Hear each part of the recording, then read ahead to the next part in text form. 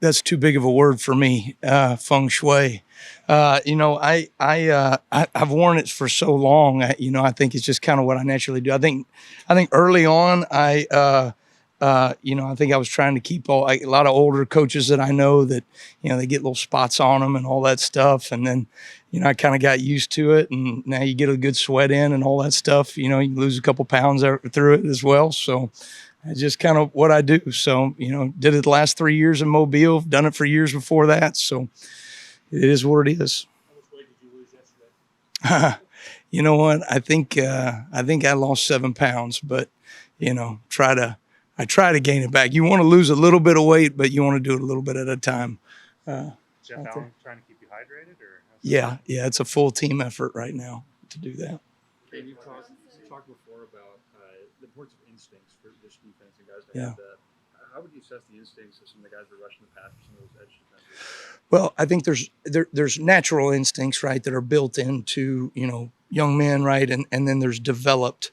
I don't know if instinct is the right word, right, but they hone in on their skills and they start to have an instinct for the scheme and what we do defensively. And the way we're structurally built is we want to allow our guys to be able to break on the ball, to play with some vision at times. And when you play with instinctive vision, the windows start to get really tighter. So people have a misconception of vision coverage, right? That it's all this space out there. Really what you're doing is you're taking away the grass and the people that the quarterback is wanting to get the ball to, right? And so you see our players naturally starting to get a little bit more matchy with some of their coverage when we play some of our vision style coverages, and then just having a better feel for our defense. If you look at us last season and you look at us in the spring, I didn't think we started particularly well on defense early in games, and then we started to hit our stride as the game went on. We've really encouraged our guys to start playing, not on their heels, but be the aggressor early, and that means playing with some instincts, and I think we're seeing that. When it comes to pressure off the edge, who do you see filling those roles in your scheme, and how do you feel like it's progressing as a whole this season? Well, I think, you look at pressure a number of different ways, right? Some of it is just natural. Can we go 4 down and be able to, create pressure on the quarterback off the edge? We are very focused on takeaways here and creating takeaways. And you create takeaways by creating pressure on the quarterback, right? We looked at all 7. There was like 751 takeaways in the NFL last season. All right, and out of those, right, the vast majority of them come from the pressure on the quarterback, whether they hit the quarterback, got hands on the quarterback, or they were able to put him in an uncomfortable position to where he forced to throw. And so for us, I think we've got some guys naturally that can do that off the edge. To me, Jamarian Latham, LT Overton, I think I've seen a lot out of that Wolf room right now. I think Keanu Coate, Quay Russaw, Q Robinson are doing some great things. And then you've got some younger guys like Yanze Pierre that are starting to step up. Keon Keeley off the edge to the field, and Jordan Renat. I mean, I've really been pleased with some of the rush that we've been able to create. And then naturally, our backers and safeties have a lot of instinctive, what we call blitz awareness. We look for that whenever we're recruiting players. Does a second level player, have great blitz awareness? And I think we have that from a couple of our safeties and backers. We didn't see LT the last 2 practices. Everything's okay with Yeah, he's not feeling well right now, but I think he'll be back in a day or two. So. How do you feel about Jalen and how he's been able to come in and just really just increase that freshness, but also Yeah. the high level that's coming into this year? I think one of the biggest intangibles about playing the defensive back position is having an edge and just a confidence in the way that you play the game. And anybody that's watched Bach in the last few years of high school know the way he plays the game, and he really carried his team right to a state championship. And I've been so impressed with just his level of confidence, not really playing the position day in and day out of high school, but the strides that he's made from spring ball to where he is right now. I would argue that he's made as many strides as anybody in our defense. To have a transfer like Keon Saab come in from Michigan, how has he fit the second Yeah. year? Well, Keon is a very special talent. Obviously, he had some tremendous production, at Michigan, won a national championship there. And we were very fortunate to be able to have that production and that experience, because experience is finite, right? And so for us, I think he has done a really good job of leaning into our scheme, what we do. I thought from day one, week one, he did a really great job of going the extra mile to get the verbiage and the terminology down so that he could go execute and play at a high level. And now you see him starting to lead on the back end. Him, Malachi Moore.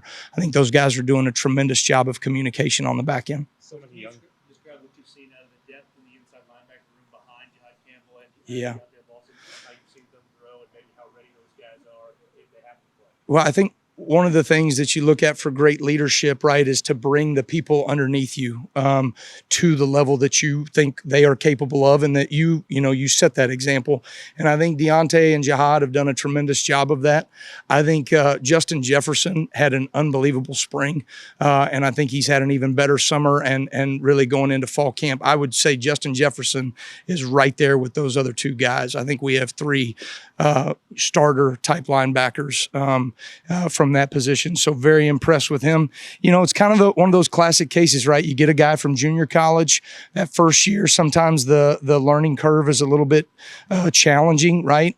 And then all of a sudden a year later, right, they're showing tremendous production. And obviously he's a very gifted athlete.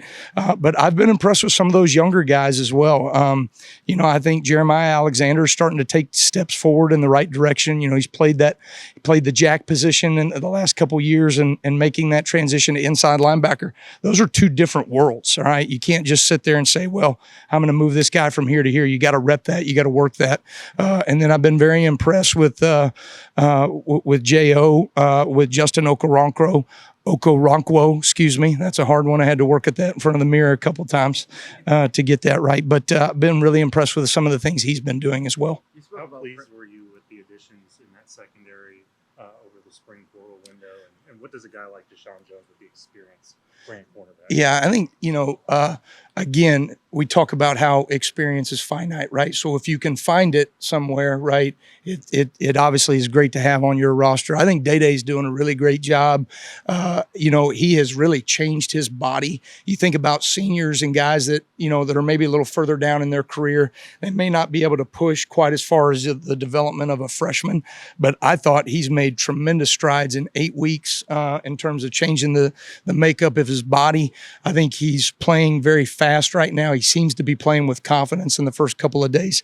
Again, time will tell, right, of those guys that have not played, in the SEC the last couple of years across the board, whether they can handle those things. But I think they are taking steps in the right direction against what I would argue some very good skill players on our offensive side right now. You spoke about pressure. Do you feel that your defense kind of opens up things for like Tim Smith and the defensive tackles that can kind of like with more bodies up front, maybe get some more pressure up the middle? Well, I think schematically, everyone has a personality, right? And our personality in this defense over the last few years is to create pressure, and pressure allows you to create takeaways. And we are a defense that wants to have production from the defensive line room, right? We're not going to be a stagnant, eat up block style defense. At times, right, do we have to take on blocks? Absolutely. And you're going to take on double teams. And here that's 700 pounds, right, that you're dealing with, okay? But there are times, right, where we're going to create movement. We're going to create pressure.